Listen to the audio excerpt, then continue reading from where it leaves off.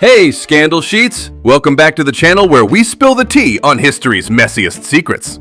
Today we're cracking open the forbidden vault of ancient pleasure scandals, Roman palace parties that make reality shows look wholesome, queens with legendary after-hours diplomacy, and manuals of desire that would break your Wi-Fi if they dropped today. Did emperors really host no-curfew toga nights? Did temples double as wellness centers? Hold my toga, hit like, subscribe, and get comfy. Because this deep dive into old-school cravings is spicier than your ex's DMs, and way harder to explain to your history teacher. First stop, ancient Rome, where self-control was more of a suggestion. Picture Emperor Caligula, Empire's chaos king, turning the palace into a 24/7, adult-only sleepover. Writers from the time whisper that he'd invite high-ranking guests, line up his favorites, and basically say, "Welcome to tonight's demonstration." Imagine the most awkward office party of your life and multiply by 100. Then there's Pompeii, the city that got literally flash frozen mid-good time. On the walls, little murals of couples in every creative arrangement you can think of. Standing, lounging, upside down, don't try this at home level stuff. Some homes had menus painted right above the door, and the local graffiti reads like ancient Yelp reviews. "I had a great time here. So-and-so is the best." And Emperor Nero, rumor says he had a rotating dining room, so both the food and the company could shift positions during dessert. That's not interior design, that's interior intentions. Next, Egypt, where desire came with eyeliner and divine branding. Cleopatra VII, not just a queen, but the CEO of strategic romance. She didn't just meet Julius Caesar. She famously rolled herself up in a carpet and popped out in his room like, "Surprise, it's foreign policy." That's the ancient version of sliding into someone's DMs with a full glam shoot. Gossip from ancient writers paints Cleopatra as someone who could charm you in multiple languages and keep you hooked with stories, music, and quality time. Meanwhile, there's the Turin erotic papyrus, basically a scroll of adults-only cartoons showing couples and props and gymnastic enthusiasm. Scholars are still debating whether it was satire, royal entertainment, or just someone's very committed sketchbook. Temples honored fertility gods with statues that were generously proportioned. You didn't need biology class when the local shrine was already giving you a very visual hint about how life happens.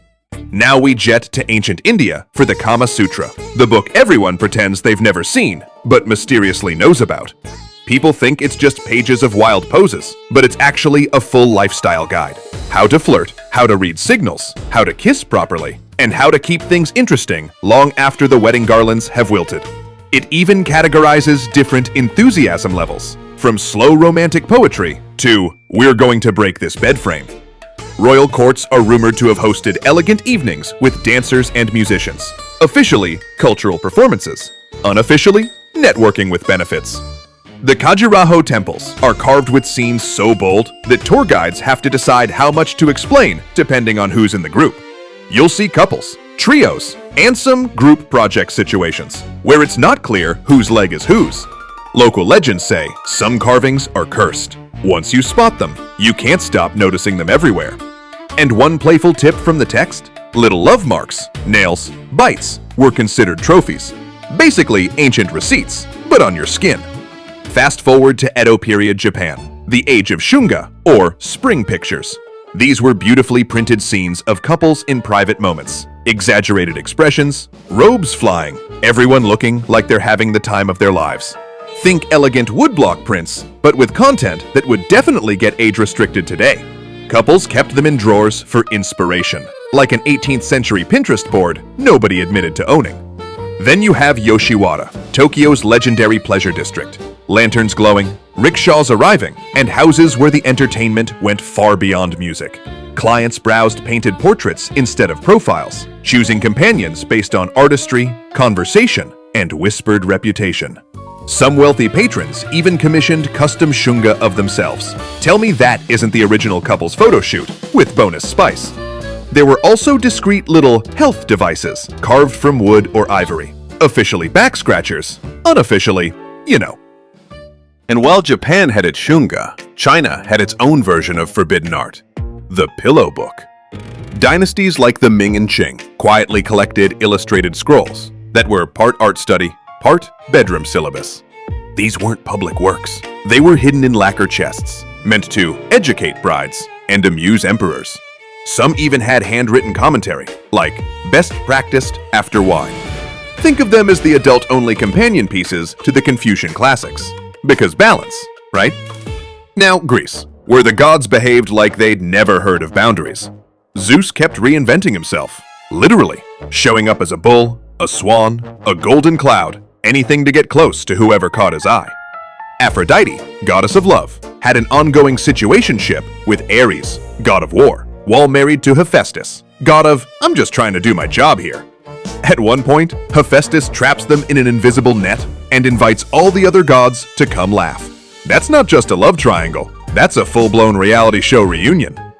Down on Earth, poets like Sappho were writing about longing and touch in ways that still feel like late-night voice notes.